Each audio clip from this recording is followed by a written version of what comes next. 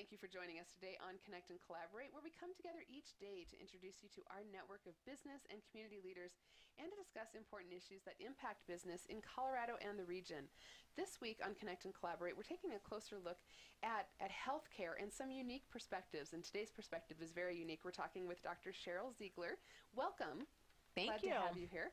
Dr. Sheryl Ziegler is a doctor of psychology. And tell us about the Child and Family Therapy Center you have in Lowry. Yeah, so here in Denver, about almost 14 years ago, I founded the Child and Family Therapy Center, which is a private practice. It's a group. There's 9 of us total. Oh, wonderful. And we see kids ages 3 and up. We have play therapists. We specialize in anxiety, depression, trauma, and family work, very systems focused. Oh, wonderful. And in that work, it seems like, well, I'm going to say in your work and in your experience as a mom, this is what we're going to talk about today is that concept of mommy burnout. You've got a new book coming out. Tell us a little bit about that and what led you to want to speak and write on this topic. I would love to tell the story because it sort of happened upon me. Mm-hmm. So I started off, in private practice, and really I'm a child therapist. So that's what I specialize, really, are children. Yeah. So I have kids coming in, but I always do a systems piece. There's always the family involved. And so I meet with families, and then before I know it, I felt like I was keeping a secret where woman after woman that I would see would be starting to share this, I'm so exhausted. This isn't what I thought it was going to be. Is that terrible that I just said that? Right. Or I've had women say, I went to an Ivy League school. I have an MBA.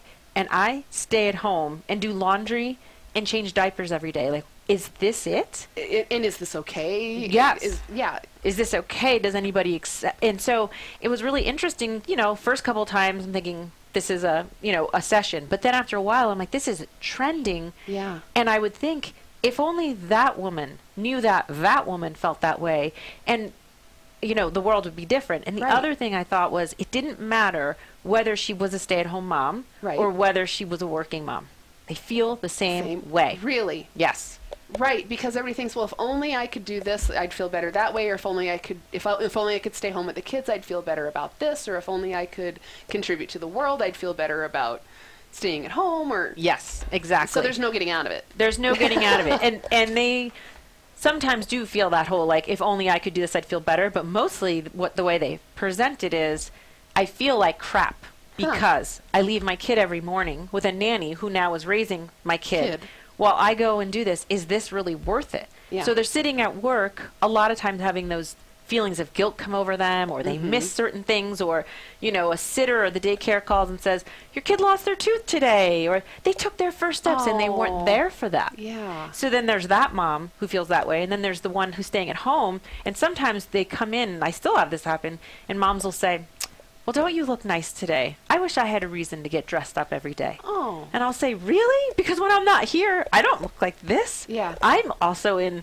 yoga pants and a t-shirt. And so there's that feeling like the grass is greener, and is my grass even green when I'm in it? Like, it's very interesting. Or it sounds like there's an expectation of green grass. Yes, exactly. Yeah. Exactly. And there's not always green grass. And if you think you're going to have a child to maybe help your marriage, or to make you feel complete, or it tends to not do that, and it's really stressful. And I think that's the shame, is like, I can't possibly say that. I love my child, and for many women, I struggled with infertility. Sure. I paid thousands of dollars. And I should be grateful for having the kid, for having this opportunity, for everything. Yeah. Exactly. And I should, which causes shame, which then causes us to stay in little pockets, not really sharing with one another how we're feeling, because there's just too much shame there. Interesting. And nobody wants to talk about it because, well, I must be a bad mom, or I shouldn't even have these ideas, or I should just be grateful. So nobody's talking about it, and that's where the shame festers. That's right. And what I've found is over the last 13 years, while I've been watching this and like seeing it trend and becoming a real thing, like burnout. Okay. And I'll get into why burnout. But yeah, as I've been watching it, one of the things that I've really been struck by is how women just have gotten to the point where they'll joke about it.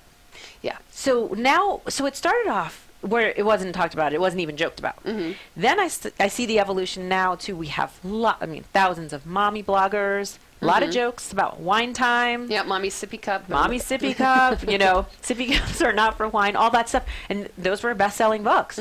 And so now that's good. I mean, I would say that's a good thing. The crack got open. There, yeah. But now what I'm here to say is, it's actually not really funny, though. Right.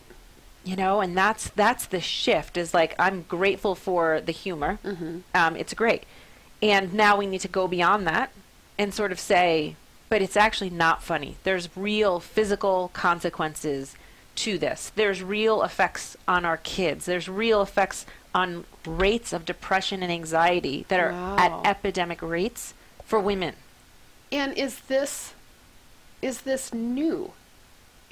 Right, because I think it's our culture right now. It's like you're either supposed to be working or you know, or if you have a degree, you should be at work, and even your kid, all of this, what we just talked about. And I think this is interesting, speaking with the Colorado Business Roundtable and this business audience, because these are the moms. Yeah, these are employees. These are the moms who, yeah, it's your employees. It's the person in your corporate office. Absolutely. Right? Yeah. To me, this is a real business issue, because there are some things that the workforce can be doing that would alleviate these symptoms of burnout, not just in a workplace setting.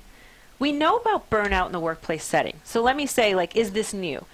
There's two answers I want to give to that. The feelings of how moms feel, that's an answer I'll answer a little bit later. But right now, when we're talking about business, the feeling of being burned out is not new. It's been studied. Yes. Started off with ER docs, and just really compassion fatigue is how it started.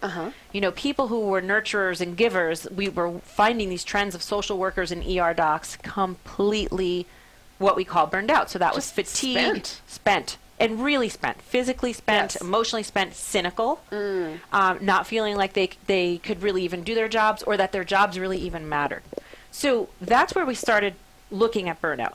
So if you fast forward to today, I think every business owner needs to know, be really on the forefront of what is burnout and what is specific burnout to motherhood. Okay. Because if you have a burned out mom, that could mean that she is burned out. I'm not really finding that men are burned out in their fatherhood roles. Interesting. But women are burned out in their motherhood roles, because they take both, if they're working, both very seriously. Like, they are the CEO at home, even if they're a working mom, and they have a spouse who works as well. He might be the COO, but she's the CEO. She still runs everything. Women have all the buying power.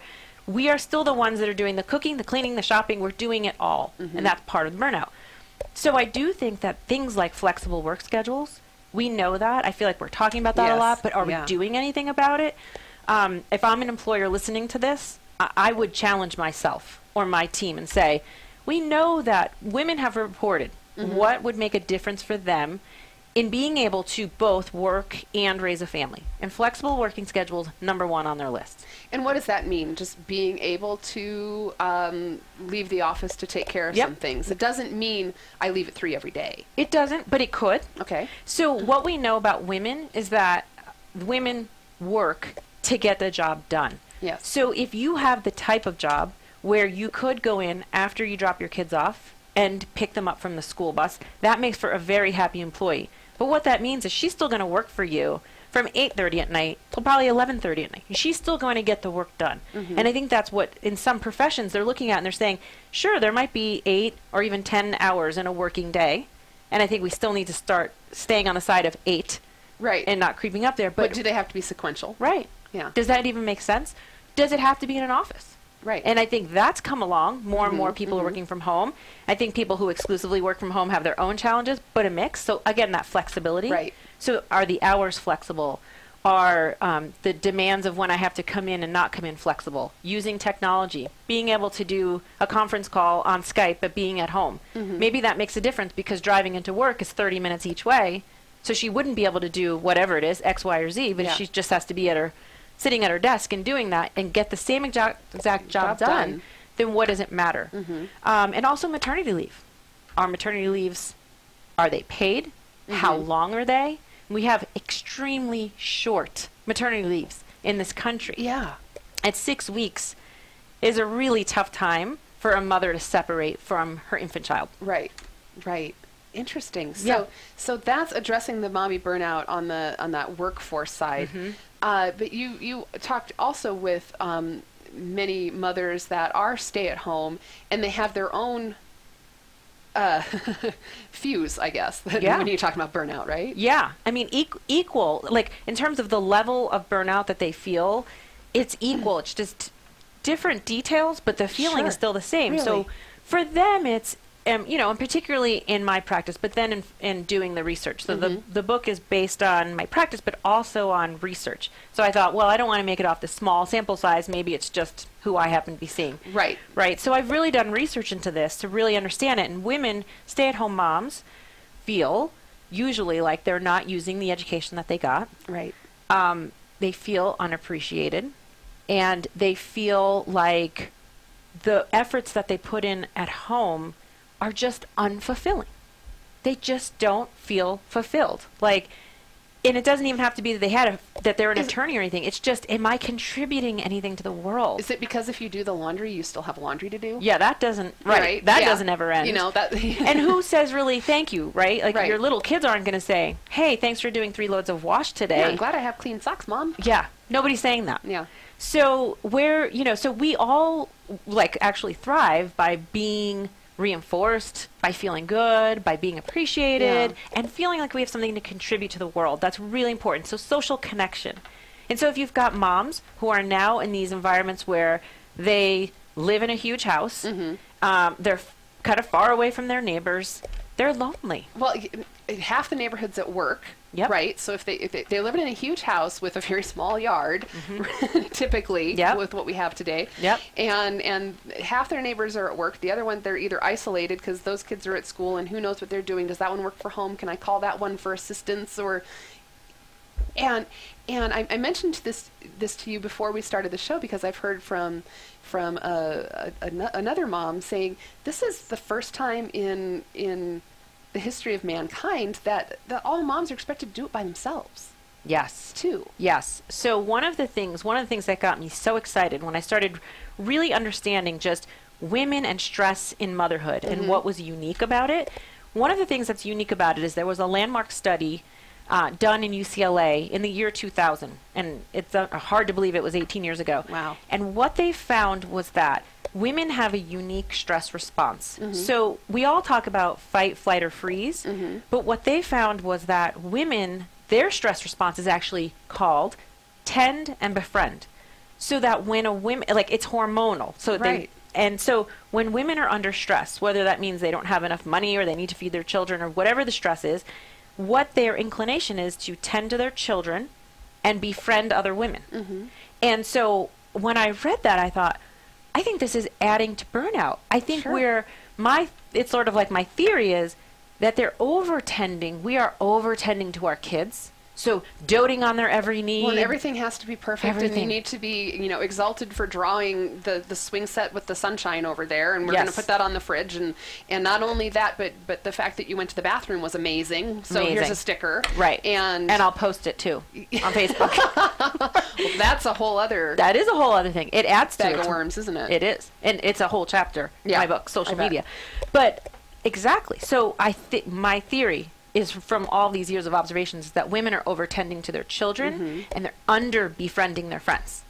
So you see the imbalance. So we're no longer reaching out and connecting on a daily basis with women. And I think that's one of the mistakes, and I talk about with women, is not every woman who you interact with on a daily basis has to be your end-all, be-all best friend. Right. But she could be your neighbor who's so helpful to you in a time of need. She could be older than you and you could learn from her. She could be the younger one and maybe you feel good because you've got 7 and 9-year-old kids and she's got a newborn baby. Yes. And you're sort of a mentor to her. And just by simply having those 20-minute, 30-minute interactions with another woman, like right now, our oxytocin is actually flowing. Yeah. Because there's a different process when 2 women sit down, proximity, and talk. Yeah. It's actually like if my best friend was a male, my hormones would actually be flowing through my body in a different way. Is that right? Yes, like on Wow. a physiological level. That's what this tend and befriend, this stress theory, Wow. found was that on And a I believe it 100%. That has to be true. Right? I can totally understand because you look forward to seeing your closest friends, and you get all these good juices going, and it just is a really different feeling. And that's why I say to women, no matter how tired you are, no matter how exhausted, go and still meet that friend out for lunch. There's a very small chance you will leave that lunch and go, man, I wish I hadn't met my best friend. That wasn't worth it. I had to get emails out. Like, but we get in our mindset, I don't have time, I'm too busy. Right. Too busy. I mean, that's the big term. Like, I'm just so busy. So that's a huge part. Like, all of this was going on, and I was just seeing it and thinking, women have to all know that we're all feeling this way, and we need to stop it. Right. And to get that that community back together, I think that isn't that ultimately what's lacking here? Isn't it easier to survive in community than absolutely in some kind of little micro family solitude? Absolutely. And that's the takeaway. That's the takeaway from all the research that I did, and it's the takeaway from what I was writing about and observing, is that with connection, if I feel connected to you and I can tell you pretty much anything that's going on, I'm going to be okay. But without connection and without feeling like I've got somebody who I can share with what's going on, all that happens is I become hopeless. I become cynical. Right.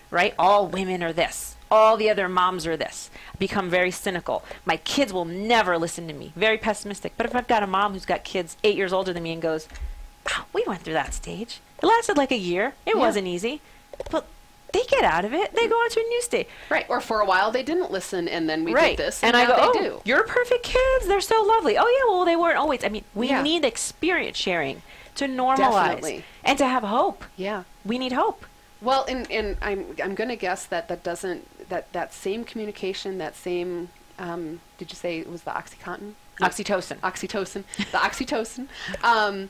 That happens when you're together. You're not getting that when you click a like or a wow on Facebook to your friend that has this amazing video of their kid being adorable. Exactly. So oxytocin is the love hormone. So it's literally, that's what it is. So that can, what we think and what we know from research is that can be experienced mainly through actual eye contact and proximity. Right. And even with a child. So when you look at a child and an infant in their bonding, so much of that has to do with literally skin-to-skin contact, holding them. Yeah. And what's happening is moms will hold a baby for hours and hours because it's actually reinforcing to us too. Yes. It's nature's way of helping strengthen that bond for us, and then the attachment to the child. Oh, this is soothing. This is what I want. And then the mother feels the same way. So you fast forward to now we're adults. I need other women to go, me too. Right. And I've been there, or I'm sorry that happened. Right. Without that, if I just go to a screen and I go on Facebook, the first thing that's going to happen is I'm going to see somebody else's beautiful family, somebody else's amazing husband, someone else's amazing vacation that I'm not on. Right. And so we know, we're tracking this, especially with adolescents, that the more social media there is, the increase in depression and even suicidal thoughts. I believe it. And we see it happening. We see it happening. And I just want to reinforce right now, we're talking with Dr. Sheryl Ziegler, and she has a new book coming out soon to be published here. You can pre-order on her website at mommyburnout.com. The book is Mommy Burnout, How to Reclaim Your Life and Raise Healthier Children in the Process. And your work as a doctor of psychology and working in child and family therapy has led you to write this book. It's all of those experiences, and I just want to reinforce that here talking in a business environment on this show is because these are the moms at work. These are the moms in, if they're not at work, they're in your neighborhood, right? Right, or they're your wife. Yeah. And that's the response that I've gotten, particularly from the TED Talk, is I've had more men, I've been very surprised by men saying, I needed to know this. I needed to know my wife felt this way. Yeah. I had one woman say to me, she said, my husband went in another room and watched it. And he came back out and he looked at her and he said, do you feel this way? Oh, wow. And she said, sometimes. And he's like, when? And he, and then he's thinking, like, when would you ever feel these ways? And she's like, I just do. If I go too long without being with a friend, or, she lists these things when I'm running with the kids and I feel like I can't even eat myself. Right. Those kinds of things. Those are the moments where at the end of the night, a woman feels lonely. And today's woman, when she's lonely, goes online. Which is even lonelier. It's so lonely. It's a hole. See, and I can see where that's hard for the husband, the father to comprehend, like, you're lonely, you've got 3 kids and me. What's happening here? But tell us more about the TED Talk you just did. We can find that. Just look up Dr. Sheryl Ziegler on TED Talk, and it'll pop up on YouTube. It will. I mean, I titled it "Why Moms Are Miserable," and a coach helped me title that. I was talking, and we didn't have a title yet, and I was just talking. We were in our brainstorming, and she said, "I think you're talking about why moms are miserable." And we both looked at each other like, And of course, it's not to say that moms are always miserable, right? So it's a way of it's a wake-up call, though. Truly, we have 12 million women that are diagnosed with clinical depression in our country. Wow. Anxiety is an epidemic in our country. It's the #1 diagnosed mental health issue for women. So we have millions of women who are prescribed antidepressant medication. Okay, so we really do, the numbers show, we have a real crisis with women. And so one of the things, and we know that the most depressed women present at about 45 to 55. So those are our prime ages for being an employee, being in the workforce, moving your way up, becoming senior management, whatever those. So you've got those things going on at the same time that millions of women are suffering from depression. So the TED Talk was really about really sharing that. It's so interesting. Again, I learned a ton, but since the 1950s, and it puts it all together, women have been feeling lonely and have been asking themselves the questions of, is this it? And so I talked about Betty Friedan and the Feminine Mystique, which was, the iconic feminist book of the 1960s. Right. And she really stumbled upon it. And she just sort of said, these suburban housewives are miserable. So they were going to psychiatrists. That's who they were going to. Right. It was very, very, talk about silence. This was absolutely never talked about. And there was a term for it, mommy's little helper. And that was Valium. Wow. So Valium was given out in about 1961 and on, and they called it mommy's little helper. And when you think about, what was happening, they were popping these pills. And it's a sedative. I mean, it just sort of numbs you out. And so we have this ideal that in the 50s and 60s, like there was, this... It was all June Cleaver. It was all June Cleaver, but June Cleaver was taking Valium, like left and right. And so that was shocking to me. So Betty Friedan, I loved it, called it, this is the first chapter of her book is called The Problem That Has No Name. Wow. And so I just thought... Because no one's identifying it. What is it? Well, and especially then, because if it was a woman's problem, just go take a nice hot shower, sweetie. You'll feel better. It was actually, go take a hot, nice shower, go put on a face of makeup, go wear a perfectly pressed dress, and be ready for your husband at 5 o'clock. And please him sexually, and everything will be fine. And that was psychiatrically, even the advice they were given. And if you look at advertisements, I've got a slew of stored advertisements that I'm going to start posting. And you'll be surprised. I mean, you'll be surprised to know that women were advised to start to douche themselves with Lysol. To be fresher for this is an advertisement you would have found in Women's Day. I've seen it. Right? Yeah. So that was the message. I was able to forget about it. Thanks for bringing it back up. Isn't that terrible? But I think, so why is this important for a roundtable of business people? Because this is a problem that's been going on. Yeah. It's just we're now starting to talk about it, and the ways that which you're talking about it right now are more still about joking about it. Right. And now I'm trying to get serious about it. Well, and I like that. That's what you said when we started this conversation is, it went from nobody's talking about it to at least now we're joking about it. And we've got I'm not even a mom, and somebody gave me this giant wine glass that holds the entire bottle. These are the kind of jokes we're talking about, right? Right. But like you said, it's not funny. Let's really address this. Right. And, well, where do we go from here? So, when we talk about, to end on that point, I talked about the rates of depression and anxiety. We also have a huge substance abuse problem and alcoholism problem. So I think we start with saying, when we have moms, everyday moms, suburban moms, who are addicted to pain meds and who are drinking a bottle of wine a night, we really have to understand that just because you have a pretty house and you live in a really nice suburban area and it's fine wine, it's still a substance that you're using to just get through the night. Just to get by, just to put those kids down, just to get through dinner. And that is what's happening, and that's how the moms describe it to me. So I think where we need to go is we need to really understand why it's not funny. Absolutely. Yeah. Yeah. So, in reading the book, people will have lots of sort of prescriptive ideas for what to do. Sure. And we're talking about Mommy Burnout. This is Dr. Sheryl Ziegler's upcoming book, How to Reclaim Your Life and Raise Healthier Children in the Process. You can find that at mommyburnout.com. And we'll be back with more talking with Dr. Sheryl Ziegler here on Connect and Collaborate. Stay with us. We're so glad you're staying with us today on Connect and Collaborate. And today we're taking a look at Dr. Sheryl Ziegler's upcoming book, Mommy Burnout, How to Reclaim Your Life and Raise Healthier Children in the Process. And Dr. Ziegler, I'm so glad you're with us today, and thanks so much for being here. I want to also recap a little bit. You mentioned the TEDx talk that you were just able to what did we say? Record, perform? Yeah, do. Do. You just do it. You just do it, and it's done. And you can find that on, just Google Dr. Sheryl Ziegler and TED Talk, and it'll come right up on YouTube. So what do you think was the biggest takeaway? I mean, I know you've done a lot of research. You wrote the book, and you put the TED Talk together kind of up from the same research, right? It was. And I think what was unique about the TEDx Talk was that I got to really think about what would I relate to my own life. Because I think to myself the same things that other women think. Well, I'm not miserable, and I'm not lonely. I've got a lot of friends. I've got an active social life. I'm a working mom. I'm super busy.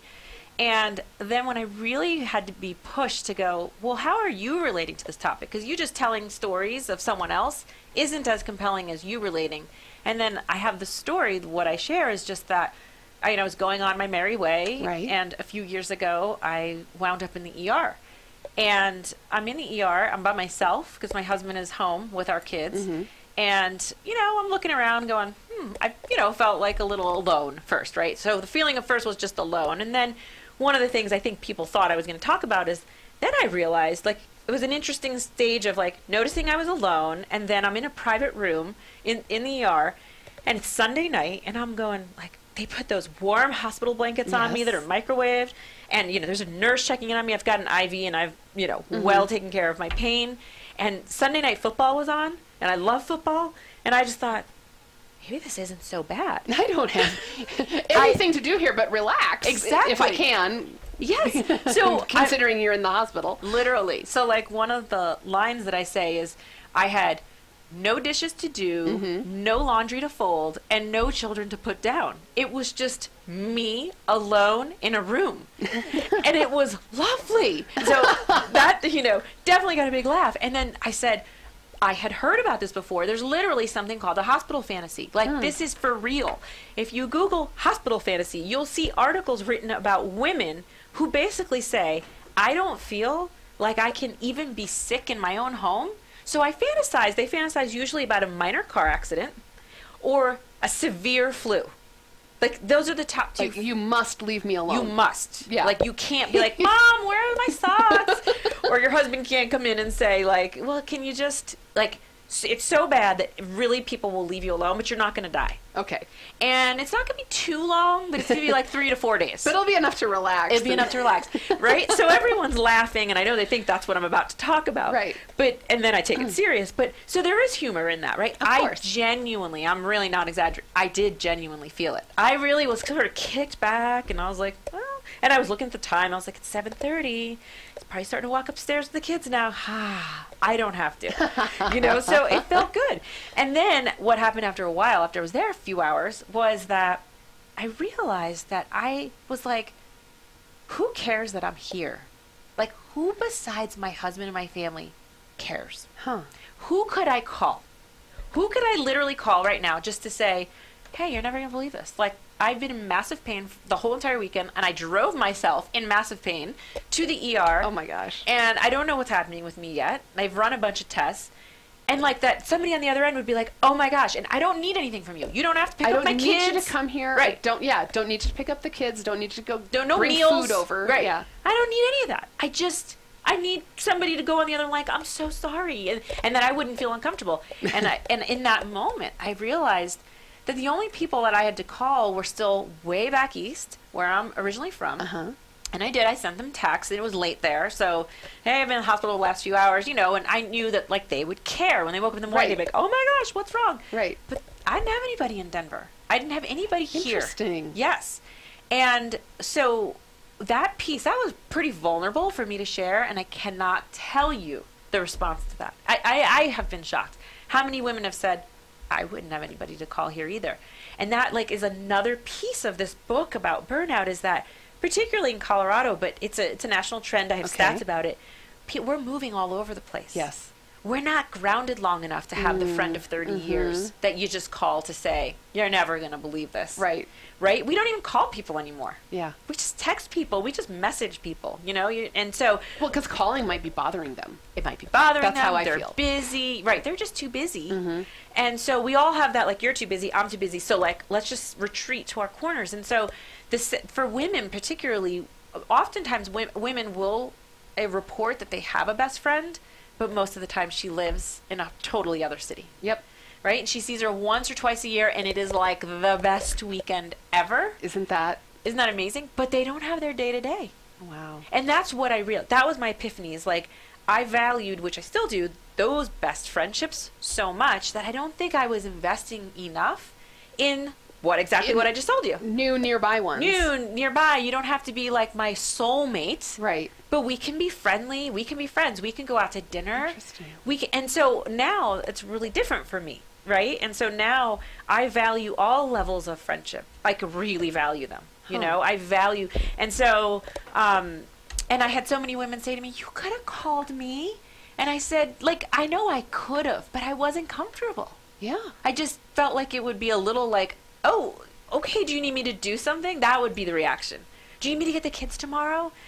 Or do you have that little niggling in the back where it's like, what, do you want me to just feel sorry for you? Yeah. Yeah. Exactly. That's what do you how want I me would feel. Yeah, what do you want me to do? If I would put the message out, that be like, oh, they're just going to think I'm looking for attention. Looking for pity. Yes, exactly. So we have all these stories we tell ourselves. We're not close enough. Oh, they'll think I'm just looking for pity, whatever it is. And it keeps us not connected. No, but where the reality is, everybody is looking for that bond. Well, look how many, there are over 1 billion people on Facebook. You think we're looking for connection?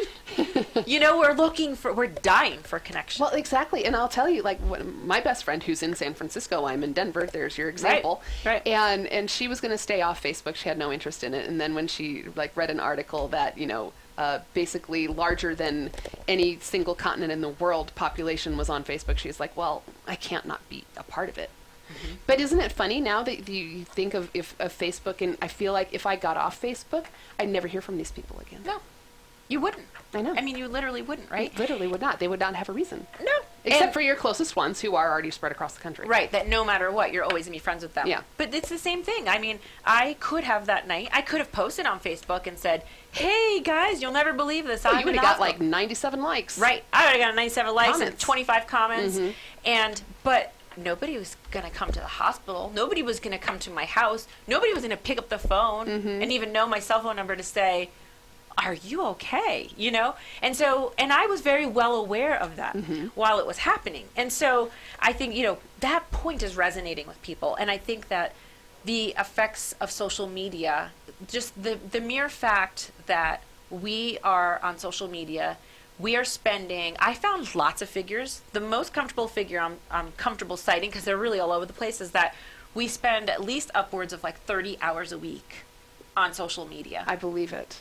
Imagine you had 30 hours a week to connect with people. That's another job. Yes, it is like another job. You do it first thing in the morning. It's addictive, first of all, literally addictive. We finally have like more research, and we'll have more and more every year. It's addictive. We are waking up in the morning. It's the first thing we do. It's the last thing that we do when we go to bed at night. And then again, for employees, it's what people are doing all throughout the day. Oh, I'm slightly bored. Boop! What's going on Facebook? What's somebody tweeting? Oh, what's going on Instagram? How do we, how does that then factor into some of the anxieties that moms get then? You know, because, yeah, everybody's on Facebook. You can see everything they're doing. Oh, my gosh, you made this incredible craft with your toddlers. If I did that, it would not even turn out. It would be a mess. I mean, so there's all of these stories going on in their heads, right? Yeah, I mean, and that's part of the, I truly think part of the burnout and part of the depression piece is that we have these unrealistic, perfectionistic expectations that we get bombarded with we already have them as women sort of inherently within ourselves. Right. And then now we have a culture that we're raising our children in that shows us images, bombards us with images and articles about DIY, you know, and do this and do that and make your own everything and make your own baby food. I mean, it starts very young, breastfeed. Right.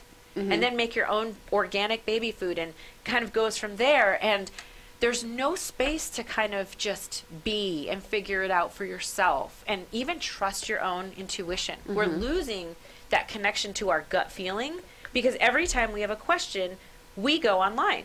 And the generations that are coming up, and I know it's not going to change, is there's no, at least right now, anytime soon, is when a mom, let's say a new mom moves to a different city and she needs a pediatrician. Okay. She's not looking around for other women primarily to ask them, oh, who do you go to? Do you like your doctor? She goes online. She goes on a forum. She goes in community groups and, you know, asks people, hey, I live in Denver, Colorado now. Who do people see? So it's like even the people that she knows that she would have face-to-face contact with, she's still more likely to sort of anonymously, quietly go online and find them. You know, that's where we're at. So by having that step taken out, and there's nothing that community step. Yeah, because then I go, hey, do you like your doctor? Now you might say, funny you should ask. You know, I've been going to them for like 5 years, but I've been thinking lately, I think I might switch. And all of a sudden, we could have a 20-minute dialogue and realize that we have very similar values. Or say, you know, whatever the topics are, you know, this, that, and the other. And now that's missed because I'll just be on my phone and I'll just find a doctor, see who has the best ratings. Right, and we Great think website. we're being more efficient, but when we're losing that community, when we're losing that community, that just turning to somebody and asking them what they think, that starts a bond that is what everybody in the society needs. Exactly. We're missing out on that ability to connect, possibly even, because if I say to you, hey, you know, we're new in town and we're looking for, you know, a pediatrician and a new dentist or whatever. I mean, by the end of the conversation, you might be inviting me over for dinner tomorrow night. And that's how it would go. Right. That is how it would go. It's like, oh, I love my dentist. He's great at this and that, and he's great with kids. Do that, and then you're talking about the next thing and the next thing, and now, yeah, exactly. Yeah, before you know, your kids are hanging out. Yeah. You're going, oh, how old are your kids? Oh, they're this age. Oh, me too. And, oh, I'm from here. Oh, my in-laws live there. And, you know, you miss out on those conversations. And what I'll say is that there's a lot about just sort of like the micro pieces. There's a lot of little things that are now missing. Ooh, right? So micro pieces. Micro pieces. And there's also something called micro resilience, which I'm loving. I've been starting to read more about, and it's just about looking at the very little things. It's not something dramatic. So I'm not here to say, hey, moms are burned out at, you know, epic proportions, and these are the really grand things we need to do. It's a lot of little things. You know, go out to lunch once a week. Make sure and not feel guilty about it, and not think you're wasting time, and not think you had 7 other better things to do. Yes. Than to go out to lunch with your friend. Absolutely. Or a not friend. Right. Meet somebody new. Yeah. You know, challenge yourself. So sometimes I'll say to moms, I challenge you in the next month to go out to have coffee with a mom you don't know. Well, how am I going to make that happen? You're going to make it happen. Think about where you exercise. Think about your neighborhood. That sounds like advice I got when I was single. You're just going to have to go talk to 3 men this week. Right. Right. Because when you were single, the point was you need to start connecting. Exactly. You just get out there and connect. And not everybody's going to be a home run. Again, not everyone's going to be your soulmate. But get out there and connect. And you'll meet them, and who knows who they know was the part I always took from that. Yep. Who knows who that person knows that's going to be the next great connection for you. Absolutely. So all these little, like the micro pieces, everything from exercise. I talk a lot about being out in nature. So employees were often spending time all day long inside. 4 walls. 4 walls, a computer, and lunch at your desk. Lunch at your desk. How'd you know? Right, because everybody's doing it. Everybody's doing it. So we're deprived of connection again, but we're also deprived of nature. And I like that about nature, but I'm going to say, why do we feel guilty for stepping out to have lunch? Yeah, because you look like a slacker. It's the same thing, right? Yep. There's so much pressure on whatever the right way to do it is, or the perfect way to do it. Right. Is that what this is stemming from? It is. I mean, I think that we're in an all-on, always available culture. Yes. So if you literally close your laptop, go into your break room, or in my ideal, go outside and go sit on a park bench with somebody. Yeah. And have your lunch. I mean, it's like people would say things to you like, well, that must be nice. Or look at that. I did this talk. I did my very first like mommy burnout talk to a group of, they're all attorney moms in October. Okay. And we had great conversation about this. And from their perspective, what they said in their field was, men don't do that. So if we do that, we'll be seen as even weaker. And you're not going to get ahead if you're going on a 45-minute walk with your colleague and then having a 30-minute lunch and leaving at 2:45 to go pick up your kids and coming in at 9 a.m. And so I was very struck because, again, I feel like, oh, women have come so far. Right. But, and we have. In some ways we have, and in some ways we have not. The feelings of fear, being inferior to men, like, I know that we don't make as much as men and all those things, but the feelings is actually what I'm focused on. Right. Still the same. I can't be seen as weak. I cannot be seen as weak. That would not be acceptable. And that's not just in the workplace, but at home too. When you feel you need to have the answers for all your kids or what you're doing that day, or what'd you do all day while I was at work? Oh yeah. and I think because the majority of women statistically still are working moms, the women who get to stay home, the message is like, that's a privilege. Right. That is an absolute privilege. So you better not complain. That's a privilege. And if you're, whether your husband really feels this way or not, when he comes home, the dilemma of the mom is, well, the house really isn't picked up and there's toys everywhere. So now I feel guilty because I have this privilege that my husband's going to work. And I'm just going to interject here if I may. Yeah. Because I hear people say that and I'm like, it's not a privilege. The women who get to stay home with their kids and their husband is working, they've given up a lot of things like a second car or cable TV or internet or something to be able to do it. It's not just, oh, gee, I'm lucky I get to stay home. Right. And they're not, and in the book, actually, I maybe in the beginning refer to them as stay-at-home moms. Right. And then I say, I don't call them stay-at-home moms. I call them at-home moms because they don't stay anywhere. They don't stay put anywhere. Good point. Right? They're running errands. They're picking up things. They're grocery shopping 3 days a week. I mean, mom is on the go. And then if she goes and works out, then there's this whole image of like, oh, well, it must be nice you did a yoga class this afternoon. Oh, yeah. I'm sure you had some bonbons while you watched a soap opera and now you're at the gym. Exactly. Exactly. No, that's not how it happened. Right. And so that's the piece, like, I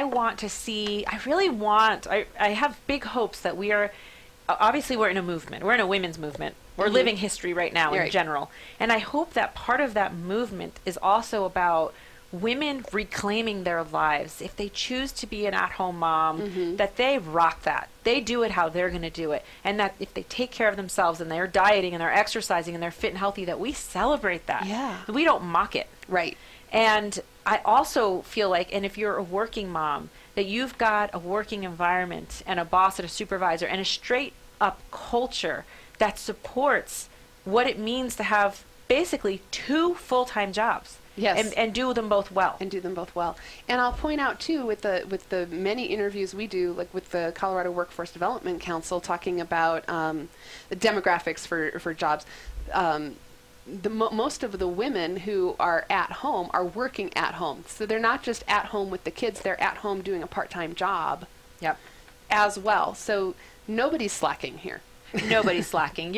That's a really good point. I think a lot of the quote at-home moms, they're selling cosmetics, they're doing something.